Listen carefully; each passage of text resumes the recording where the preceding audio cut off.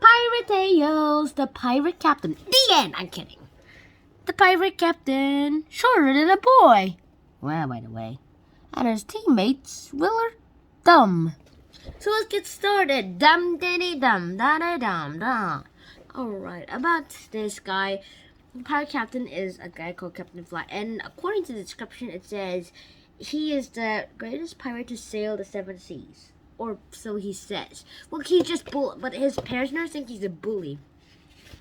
Eventually, that sort of happens in the world. And, well, after robbing the ship that captures the prisoners, he robs this, this little tank of molasses and I think some wine and some corn flour that they can bake into bread. But they were like, we don't have an oven. And then, yeah, Arthur turned them into pancakes. And yeah, it just sort of happens that, it sort of reminds me, it's been a long time since I ate pancakes. And then there's just something that sort of happens. So Captain Fly sees another ship, goes up and raises up a false flag, and then they expect the ship to follow them, but they're like, why isn't it coming to us? And he's like, but we're in distress. They should think we're in distress. And he's like, that's Paris' ship. He knows it's a trick. And so he's like, after them. And then they did some sort of he tricked them into doing this. And so they were like, wow. He called Captain Paris and this is what they did. Hello there, Martin. Are you well? Paris scowled. Jet Atkinson turned pirate? I can't believe it. No, Martin. I was a prisoner of Captain Fly.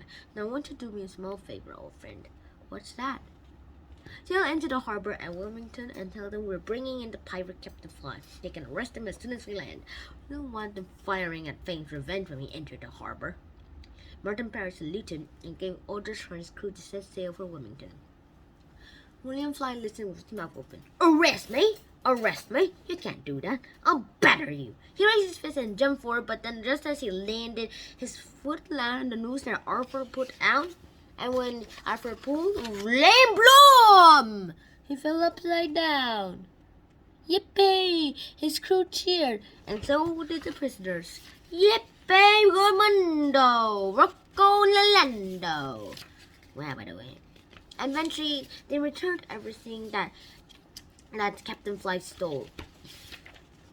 And eventually, he was like, you're like King Arthur, and the table of the knights of his round table, the knights of the sea. So what's your friend name, you little run? And turned out his name was Arthur, and he's like, King Arthur, that is. Yeah.